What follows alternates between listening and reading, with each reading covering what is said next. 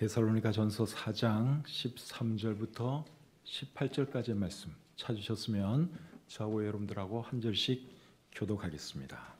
형제들아, 자는 자들에 관하여는 너희가 알지 못함을 우리가 원하지 아니하노니 이는 소망 없는 다른 이와 같이 슬퍼하지 않게 하려 함이라. 우리가 예수께서 죽으셨다가 다시 살아나심을 믿을진대 이와 같이 예수 안에서 자는 자들도 하나님의 이름과 함께 데리고 오시리라.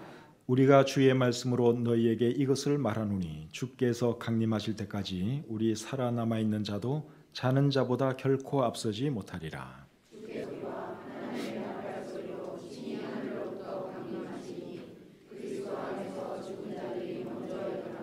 그 후에 우리 살아남은 자들도 그들과 함께 구름 속으로 끌어올려 공중에서 주를 영접하게 하시리니 그리하여 우리가 항상 주와 함께 있으리라.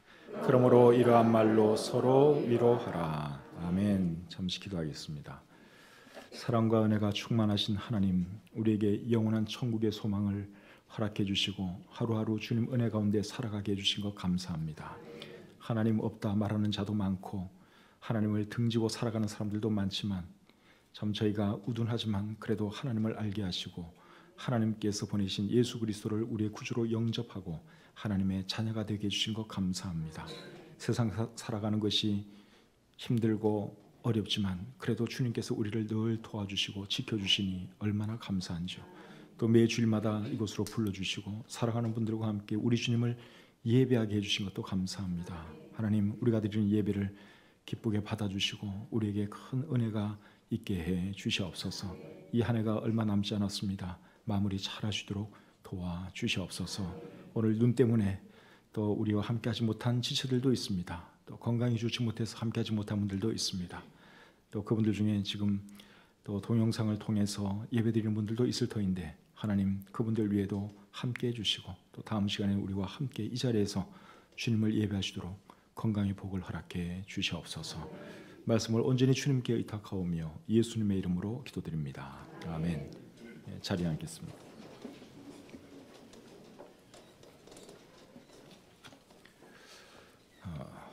오늘은 데살로니가전서 4장 13절부터 18절까지의 말씀을 본문으로 해서 죽은 자들에 관하여 이런 제목으로 말씀드리기를 원합니다. 사람은 죽으면 어떻게 될까요? 죽음 이후에 대해서 사람들은 궁금증을 가지고 있습니다. 죽음 이후에 대해서 사람들이 가지고 있는 견해는 크게 세 가지로 정리될 수 있습니다. 첫째는 죽으면 모든 것이 끝이다. 죽음 뒤에는 아무것도 없다. 이렇게 생각하는 사람들이 상당히 많습니다. 두 번째로는 죽으면 다른 생명으로 다시 태어난다. 또 그렇게 생각하는 사람들도 있죠. 불교의 윤회 사상이 바로 그런 사상입니다. 그리고 세 번째로는 죽으면 천국 아니면 지옥에 간다. 이렇게 생각하는 분들도 있는데 이제 기독교를 믿는 사람들이 그런 생각을 가지고 살아가고 있습니다. 세 가지 견해 중에서 어떤 게 맞을까요? 어떤 게 맞는가 하면 세 번째 것이 맞습니다. 왜 그런가 하면 성경이 그것을 말씀하고 있기 때문에 그렇습니다. 성경은 사람들이 쓴 책 같지만 사실은 하나님이 쓰신 책입니다. 그러지 않고서야 어떻게 여러분 40여 명의 사람들이 1500년이라고 하는 긴 세월에 걸쳐서 기록을 했는데 그게 틀린 것이나 모순된 것이 없을 수 있겠습니까? 하나님이 하시지 않으셨으면 절대로 그런 일이 있을 수가 없습니다. 그래서 이런 것을 볼 때 성경은 사람들이 쓴 책 같지만 사실은 하나님께서 쓰신 책이다 하는 것이죠. 베드로후서 1장 21절에 이렇게 말씀합니다. 예언은 언제든지 사람의 뜻으로 낸 것이 아니요 오직 성령의 감동하심을 받은 사람들이 하나님께 받아 말한 것임이라. 여기 말하는 예언은 하나님의 말씀을 의미하는데 하나님의 말씀은 사람이 지어낸 것이 아니라 성령의 감동하심을 받은 사람들이 하나님께 받아 말한 것이라고 했습니다. 그러니까 표면적으로는 모세가 쓰고 여호수아가 쓰고 사무엘이 쓰고 바울이 쓴 것 같지만 그 뒤에서 역사하신 분은 누구라는 것입니까? 하나님. 그러니까 원저자는 하나님이라고 할 수 있죠. 디모데후서 3장 16절에는 모든 성경은 하나님의 감동으로 된 것이라고 말씀하고 있습니다. 인간의 두뇌에서 나온 책이 아니라 하나님께서 어떤 사람들에게 감동을 주셔서 영감을 주셔서 이 책을 기록하게 하신 것입니다. 예수님은 성경에 대해서 어떤 말씀을 하셨는가 하면 마태복음 5장 18절에서 이런 말씀을 하셨어요. 율법의 1.1획도 결코 없어지지 아니하고 다 이루리라. 율법은 정확하게 말하면 모세 오경을 말하는 거예요. 창세기, 출애굽기, 레위기, 민수기, 신명기. 그러나 크게 보면 성경 전체를 다 말하는 것으로 우리가 이해할 수 있습니다. 그런데 이 하나님의 말씀이 1.1획도 없어지지 아니하고 다 이루어질 것이라고 말씀하셨습니다. 그러니까 이 성경에 기록된 것은 무엇이라도 하나도 빼놓지 않고 정확하게 그대로 다 이루어진다는 말씀이죠. 그런데 이 성경이 죽음에 대해서, 죽음 이후에 대해서 무슨 말을 합니까? 죽음 이후에는 천국과 지옥이 있는 것을 말씀하고 있죠. 그래서 사람이 죽으면 어떻게 되느냐? 천국 아니면 지옥에 간다 하는 것을 우리가 알 수 있죠. 오늘은 이 본문을 가지고 사람은 죽으면 어떻게 되는가, 특별히 그리스도인은 죽으면 어떻게 되는가, 여기에 대해서 함께 생각해 보기를 원합니다. 먼저 오늘 이 본문을 사도 바울이 기록하게 된 배경부터 말씀을 드리겠습니다. 우리가 잘 아는 대로 데살로니가 교회는 좋은 교회죠. 데살로니가 교회 성도들은 예수님의 재림을 정말 간절히 고대했습니다. 그리고 그들은 예수님께서 자기들이 살아 있을 때 올 것이라고 생각을 했습니다. 예수님의 재림이 먼 훗날의 이야기가 아니라 이제 곧 예수님이 오실 것이다. 어쩌면 우리가 살아있는 채로 예수님을 맞을지도 모른다. 그 생각을 가지고 데살로니가 성도들은 신앙생활을 했습니다. 사도 바울도 여러분 그런 생각을 가지고 사실은 사역을 했습니다. 오늘 본문 17절을 보시면 그런 것을 알 수 있습니다. 자, 본문 17절 잠시 보겠습니다.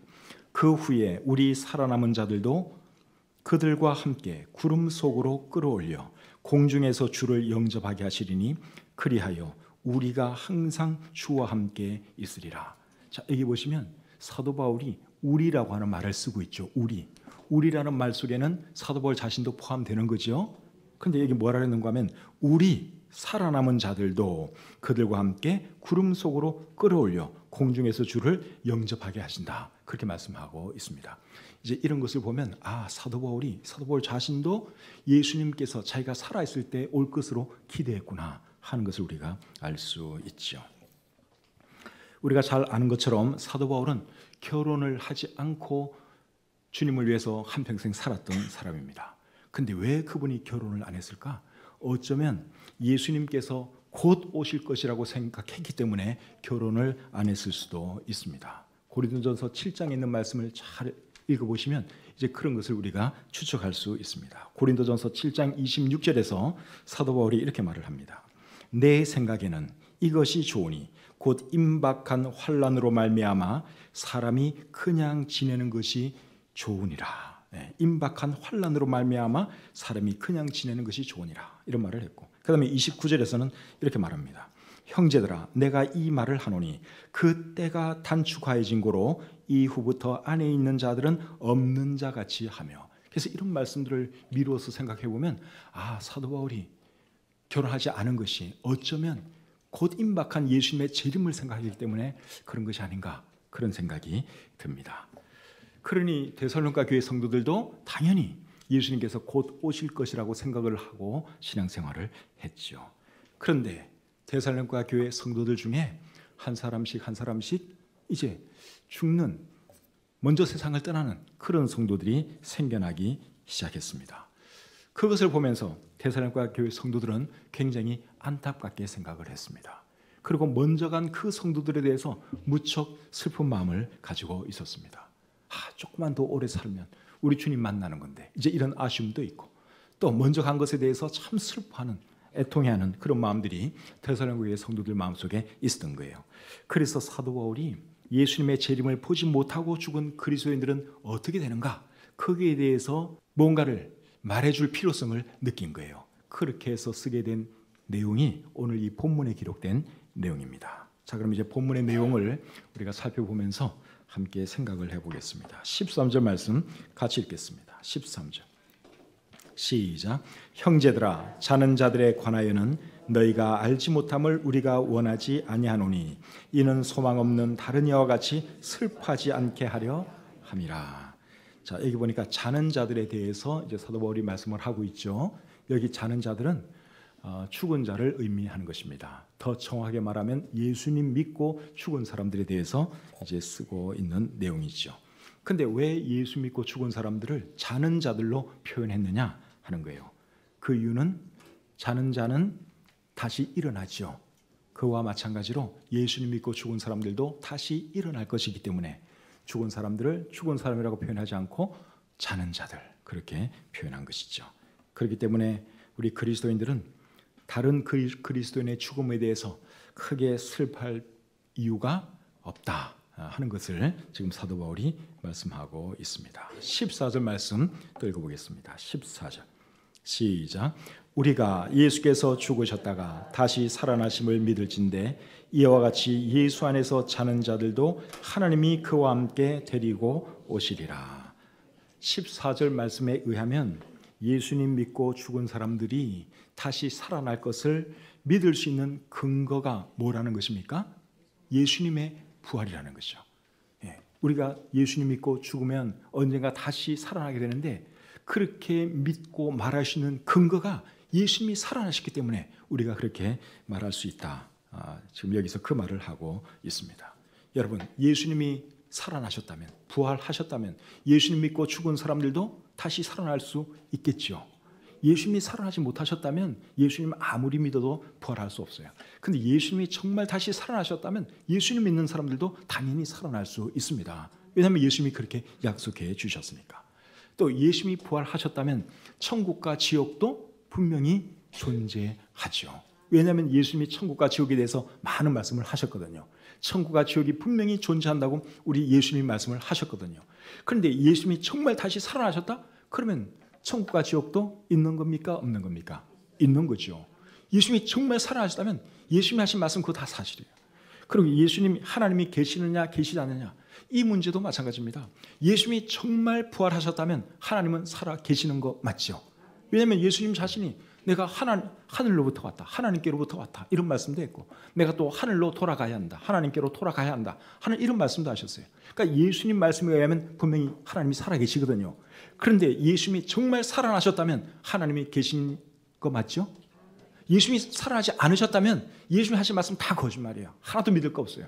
그런데 예수님이 정말 살아나셨다면 천국과 지옥도 사실이고 하나님이 존재하시는 것도 사실이고 예수 그리스도 안에서 죽은 자들이 부활하는 것도 사실이고 모든 것들을 우리가 믿을 수 있습니다. 사도행전 17장 31절 말씀 자, 우리 같이 한번 읽어보겠습니다. 시작. 이는 정하신 사람으로 하여금 천하를 공의로 심판할 날을 작정하시고 이에 그를 죽은 자 가운데서 다시 살리신 것으로 모든 사람에게 믿을 만한 증거를 주셨음이니라 하니라. 아멘. 이 말씀을 잘 보시면 하반절을 다시 한번 보세요. 그를 예수님을 죽은 자 가운데서 다시 살리신 것으로 모든 사람에게 믿을 만한 증거를 주셨습니다. 그러니까 예수님의 부활을 보면 모든 것 다 믿을 수 있다 이 말이에요. 예수님께서 부활하신 그것을 보면 우리가 예수님을 믿어야 할 이유도 거기에 있는 것이고 하나님을 믿어야 하는 이유도 거기에 있는 것이고 천국과 지옥의 존재를 믿어야 하는 이유도 거기에 있다 그 말이에요. 그러니까 예수님의 부활 이것이 여러분 우리가 믿는 모든 것의 시금석과 같다고 할 수 있어요. 예수님의 부활이 사실이라면 모든 것 다 사실이에요. 예수님의 부활이 사실이 아니라면 모든 것 다 거짓말이에요. 그렇다면 중요한 게 뭔가 하면 예수님은 정말 부활하셨느냐 이게 중요한 거죠. 여기에 대한 대답만 우리가 명쾌하게 내릴 수 있다면 다른 모든 문제 다 해결됩니다. 여러분들은 어떻게 생각하십니까? 예수님은 정말 부활하신 것으로 여러분들 믿으십니까? 네, 여러분 믿으시죠? 복 있는 분들이에요. 예수님의 부활을 우리가 어떻게 믿을 수 있느냐? 부활의 증인들이 많거든요. 우리가 어떤 일에 대해서 내가 믿을 것인가 말 것인가 우리가 어떻게 결정할 수 있는가 하면 내가 직접 보지 못했어도 만약에 많은 증인들이 있어요. 많은 사람들이 똑같이 그 이야기를 하면 우리는 믿어야 합니다. 그렇죠? 내가 직접 못 봤어도 내 눈으로 못 봤어도 증인이 그렇게 많으면 내가 믿어야지 어떻게 하겠어요. 그런데 예수님의 부활에는 수많은 증인들이 있었다는 것입니다. 우선 누가 예수님의 부활을 목격했는가 하면 예수님의 11제자가 부활하신 주님을 만났습니다. 예수님의 11제자 가룟 유다는 떠나갔고 11제자가 남았는데 그 11제자들 가운데 우리 주님이 나타나셨죠. 그들이 부활하신 주님을 만났습니다. 또 예수님의 동생들도 부활하신 우리 예수님을 만났어요. 예수님에게는 육신의 동생들이 넷 있었습니다. 우리 성경에는 네 사람의 남동생들 이름이 소개되어 있습니다. 야고보, 요셉, 시몬, 유다. 요셉과 마리아 사이에서 태어난 사람들이에요. 그러니까 육신적으로 보면 예수님의 동생들이라고 할 수 있습니다. 이 동생들이 처음에는 예수님을 안 믿었어요. 근데 이 사람들이 나중에 다 예수님을 믿거든요. 그리고 야고보 같은 경우에는 예루살렘 교회의 지도자가 됩니다. 그리고 야고보서를 기록했죠. 유다라는 동생은 유다서를 기록했습니다. 지난 주간에 우리가 통독 본문 중에 유다서가 포함되어 있습니다. 그 유다서를 가만히 읽어보시면 그 유다는 육신적으로는 예수님의 동생이에요. 근데 그 유다서를 기록하면서 예수님에 대해서 그분이 어떤 생각을 가지고 있는가 우리가 느낄 수 있는데 예수님을 확실한 하나님으로 메시아로 믿고 있는 것을 우리가 볼 수 있습니다. 여러분, 예수님의 육신의 동생들에게 무슨 일이 일어났길래 믿지 않던 그 동생들이 예수님을 믿게 되었을까요?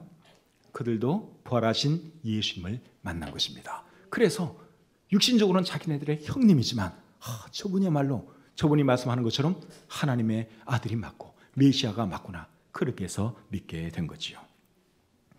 또 박해자 사울도 부활하신 예수님을 만났습니다. 박해자 사울은 그 당시에 가장 악명 높은 박해자였습니다. 예수 믿는 사람들 정말 싫어했습니다.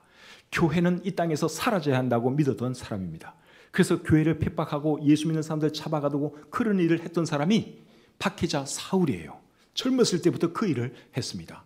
그런데 이 박해자 사울이 어느 날 예수님 믿는 사람이 되었어요. 단지 예수님을 믿는 정도가 아니라 예수님께서 부활하셨다고 강력하게 증거하는 복음 전도자가 되었습니다. 그리고 나중에 이분이 사도 바울이 되죠. 오늘 우리가 보고 있는 데살로니가 말씀도 사도 바울이 기록한 말씀이에요. 여러분, 이 박해자 사울에게 무슨 일이 일어났길래 그가 하루아침에 그렇게 변하게 되었을까요? 다른 거 없어요. 부활하신 예수 그리스도를 그가 만난 것입니다. 그거 아니고서는 그의 삶에 일어난 변화를 설명할 길이 없습니다. 그 외에도 또 누가 부활하신 주님을 만났는가 하면 500여 형제가 부활하신 주님을 만났다고 했습니다. 고린도전서 15장 6절에 그 말씀이 있는데 제가 한번 읽어드리겠습니다. 고린도전서 15장 6절입니다. 그 후에 500여 형제에게 일시에 보이셨나니 그 중에 지금까지 대다수는 살아있고 어떤 사람은 잠들었으며, 여기 보니까 500여 형제에게 부활하신 주님이 일시에 나타나 보이셨다고 말씀하고 있죠. 그리고 그 500여 형제 중에는 죽은 사람도 있지만 지금까지 살아있는 사람도 많이 있다고 사도 바울이 여기 말씀하고 있습니다. 이런 말씀하는 것을 보면 사도 바울의 말이 거짓말 아닌 것을 우리가 알 수 있죠. 만약에 이게 지어낸 말이라면 절대로 이렇게 말할 수가 없습니다. 실제로 살아있는 사람들이 많이 있었거든요. 그러니까 사도 바울이 500의 형제가 부활하신 주님을 보았다, 그렇게 말할 수 있었던 것이죠. 그래서 이렇게 수많은 증인들이 있었던 것을 볼 때 우리 예수님은 분명히 부활하신 것이 맞습니다. 예수님이 부활하셨다면 예수님 믿고 죽은 사람들도 다시 살아날 수 있습니까? 없습니까? 다시 살아날 수 있지요. 다시 살아날 뿐만 아니라 하나님이 예수님과 함께 그들을 데리고 오신다고 여기 말씀하고 있습니다. 14절 말씀을 여러분 다시 한번 보겠습니다. 본문 14절입니다. 자, 14절 같이 읽겠습니다. 시작. 우리가 예수께서 죽으셨다가 다시 살아나심을 믿을진대 이와 같이 예수 안에서 자는 자들도 하나님이 그와 함께 데리고 오시리라.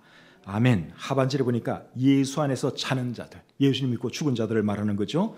그들도 하나님이 그와 함께, 여기 그는 예수님을 말하는 거예요. 예수님과 함께 데리고 오신다, 그렇게 말씀하고 있습니다. 이게 무슨 말인가 하면 예수님께서 다시 오실 때 예수님 믿고 죽은 사람들도 예수님과 함께 오도록 해 주신다, 그 뜻입니다. 여러분, 이 사실을 알고 계십니까? 예수님께서 오실 때 예수님만 오는 게 아니에요. 예수님 믿고 죽은 사람들, 천국 간 그 사람들 함께 오신다고 우리 성경이 말씀하고 있습니다. 예수 안에서 자는 자들, 이 사람들은 신약 시대 성도들을 말하는 거예요.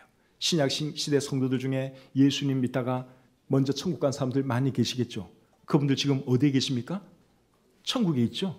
우리 중에 누군가가 세상을 떠나면 우리가 그분 어디 갔다고 말합니까? 천국에 갔다고 말씀을 하죠. 근데 그들의 육체는 사실 어디에 있습니까? 땅에 있어요. 땅에. 흙으로 돌아가죠. 근데 흙으로 육체는 돌아가지만 그들의 영혼은 우리가 천국에 갔다고 말을 합니다. 그러면 주님과 함께 그분들이 다시 오시는데 그들은 육체 없이 뭐만 오는 거예요? 영혼이 오는 거죠. 그렇죠? 그러면 영혼은 눈에 보여요? 안 보여요? 영혼은 눈에 안 보이죠. 그럼 예수님과 함께 그들이 오는데 눈에 안 보이겠네요? 어렵죠. 보입니다. 어떻게 보이는가 하면 천국에 간 영혼들에게는 주님께서 새로운 몸을 입혀주시기 때문에 그렇습니다. 그 말씀이 고린도후서 5장 1절에 있어요. 자, 보겠습니다.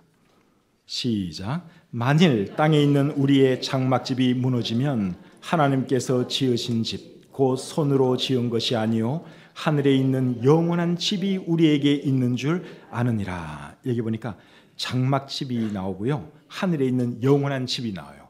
장막집은 무엇을 의미하는 것일까요? 우리의 육신을 얘기하는 거예요. 그리고 하늘에 있는 영원한 집은 천국을 말하는 것이 아니라 주님께서 우리에게 입혀주실 새로운 몸을 말하는 것입니다. 2절 3절을 보시면 그것이 더 명확해집니다. 2절 3절 제가 읽겠습니다. 참으로 우리가 여기서 탄식하며 하늘로부터 오는 우리 처소로 덧입기를 간절히 사모하노라.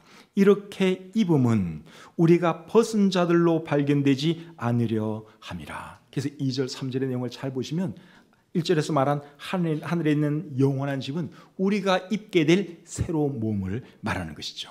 그러니까 먼저 간 성도들이 우리 주님과 함께 다시 올 때 그들이 보일까요? 안 보일까요? 보이는 거죠. 여러분, 부자와 거지 나사로 이야기를 잘 보면 그들이 죽은 뒤에 낙원으로 음부로 가지요. 근데 그들이 육신이 있습니까? 없습니까? 있잖아요. 그들이 진짜 땅에 있던 그 육신은 다 흙으로 돌아갔는데 그들이 육신이 있는 것처럼 성경에 기록이 되어 있어요. 그들이 가지고 있는 그 육신은 사실은 새로운 육신이죠. 새로운 육신을 그들이 입고 있는 것입니다. 그래서 먼저 간 성도들이 우리 주님과 함께 다시 오실 때 우리가 그들을 볼 수 있고 만날 수 있는 것이죠. 자, 15절 말씀 계속 읽어보겠습니다. 15절 시작. 우리가 주의 말씀으로 너희에게 이것을 말하노니 주께서 강림하실 때까지 우리 살아남아 있는 자도 자는 자보다 결코 앞서지 못하리라. 이 말씀은 무슨 뜻인가 하면 먼저 죽은 사람이라고 해서 예수님을 못 만나거나 늦게 만나는 것이 아니라는 것입니다. 오히려 그 반대라는 거예요. 16절 17절 계속 보겠습니다. 16, 17절 시작.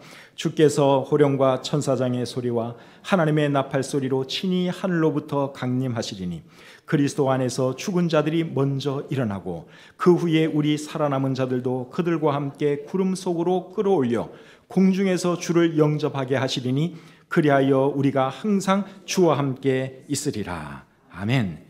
자, 이 말씀을 잘 보면 예수님께서 다시 오실 때 어떤 일이 일어난다고 말씀하는가 하면 그리스도 안에서 죽은 자들이 먼저 일어나고 그리고 그 후에 살아남은 자들도 그들과 함께 구름 속으로 끌어올려 공중에서 주님을 만날 것이라고 말씀하고 있습니다.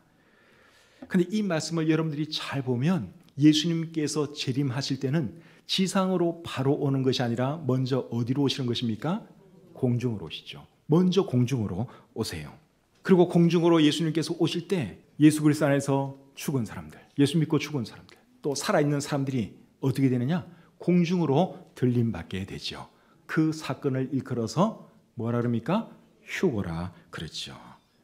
그리고 휴거가 일어나면 이 땅에서는 7년 대환란이라고 하는 무서운 환란 기간이 시작됩니다. 그 환란에 대해서 예수님께서 뭐라 그러셨는가 하면 창세 전에도 없었고 창세 후에도 없을 큰 환란이라 그랬습니다.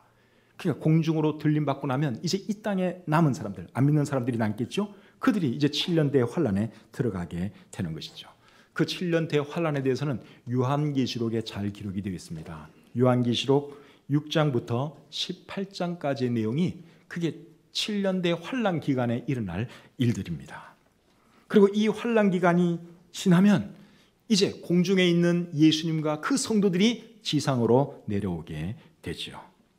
지상으로 내려오는 그 모습에 대해서는 요한계시록 19장 11절부터 16절에 잘 기록이 되어 있습니다. 시간 관계상 읽지 않겠습니다. 여러분들이 집에 가셔서 요한계시록 19장 11절부터 16절까지의 말씀을 읽어보세요.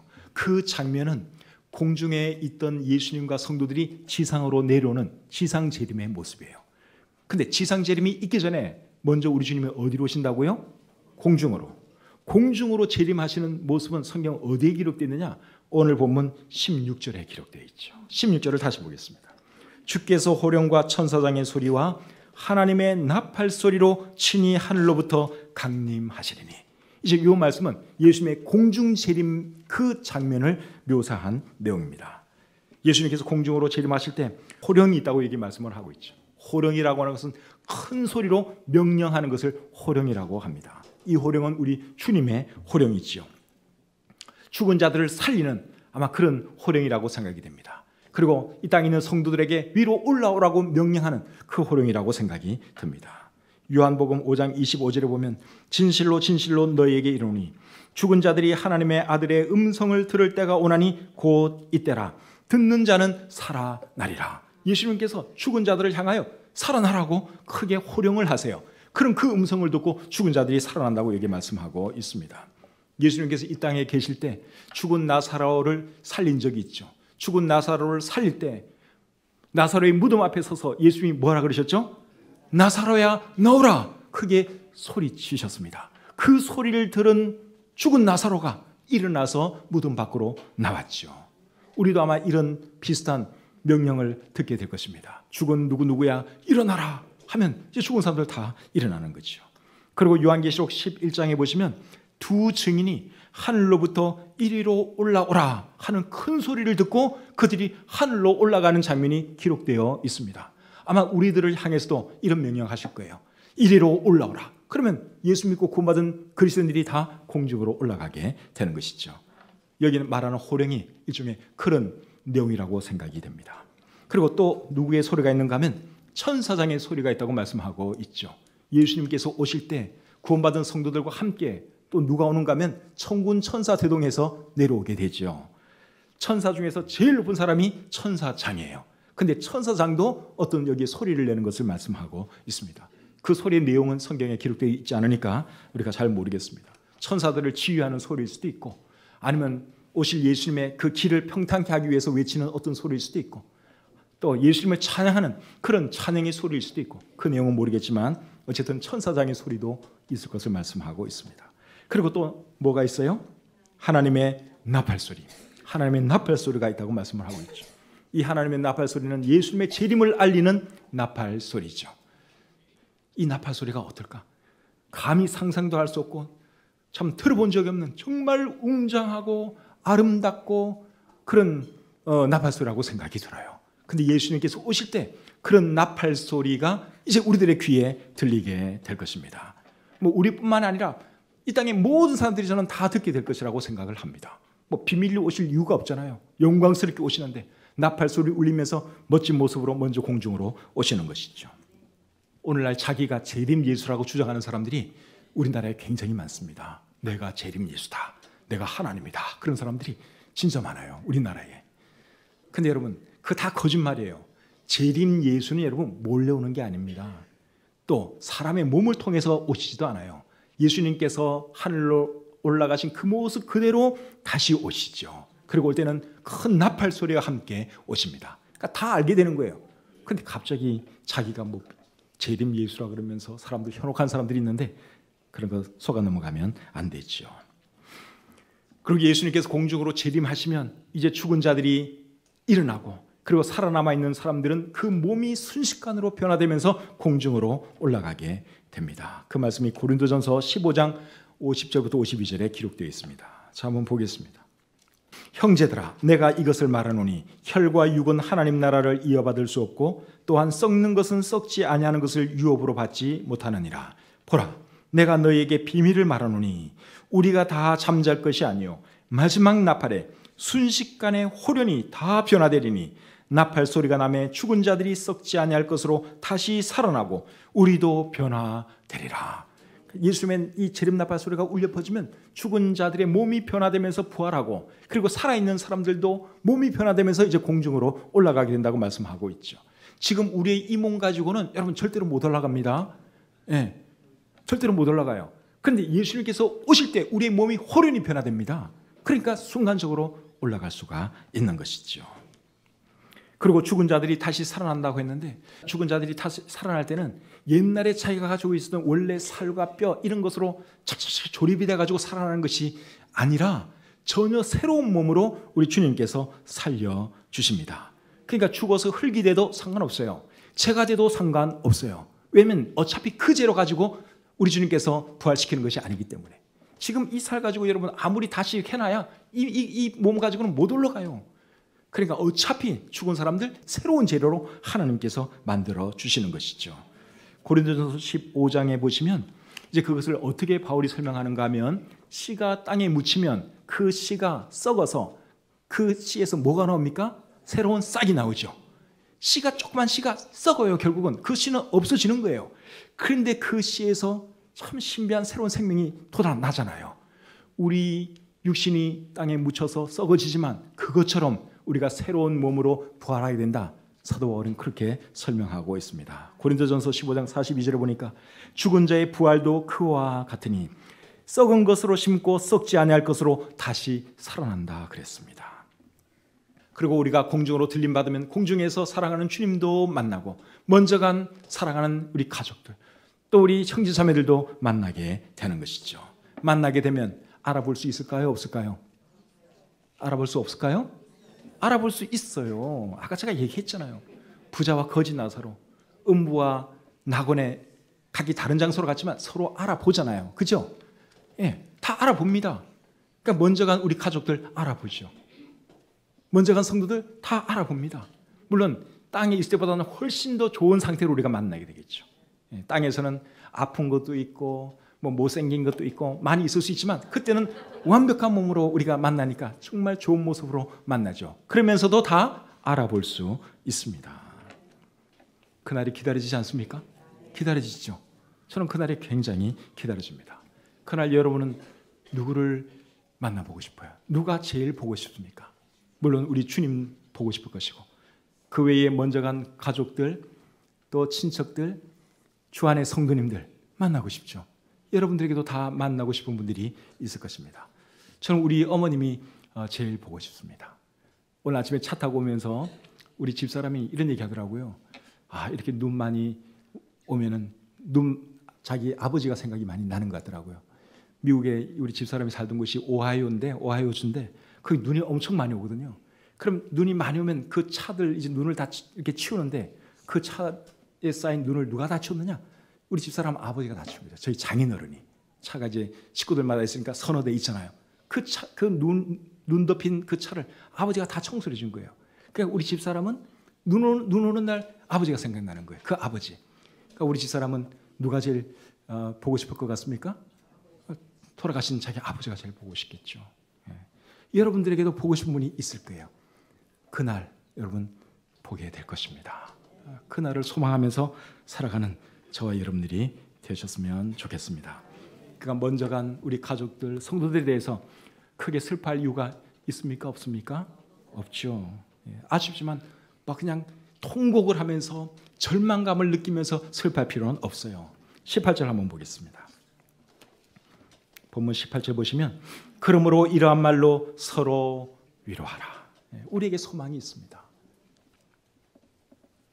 우리에게 그런 소망이 있다고 하는 것이 여러분 얼마나 감사해요. 감사하죠? 그 소망 주신 우리 주님께 늘 감사하시고, 그리고 그 소망 가지고 살아가시는 여러분들이 되시기를 우리 주님의 이름으로 축복합니다. 기도하겠습니다. 하나님 아버지, 죄와 허물로 죽었던 저희들을 살려주시고 영원한 하나님 나라의 백성이 되게 해주신 것 감사합니다. 이 땅에서 살다가 결국은 다 죽겠지만, 죽어도 우리는 새로운 생명으로 천국에서 깨어날 것이고 우리 주님과 영원히 살 것 생각하면 얼마나 기쁘고 감사한지요. 우리에게 새 생명 주시고 새 소망 주신 주님을 찬양합니다. 먼저 떠난 우리 사랑하는 주님의 백성들에 대해서 어떻게 될 것인가, 오늘 이 말씀을 배웠습니다. 먼저 간 우리 가족들, 성도들 다시 만날 그날 생각하며 하루하루 소망 중에 살아가는 우리 모두가 되게 해 주시옵소서. 또 사랑하는 가족을 먼저 보내고 그리워하는 그런 분들 계십니까? 하나님께서 위로해 주시고 천국의 소망, 다시 만날 그 소망이 가슴속에 차고 넘치게 해 주시옵소서. 우리에게 영원한 천국의 소망을 허락하신 우리 구주 예수 그리스도의 이름으로 간절히 기도드립니다. 아멘.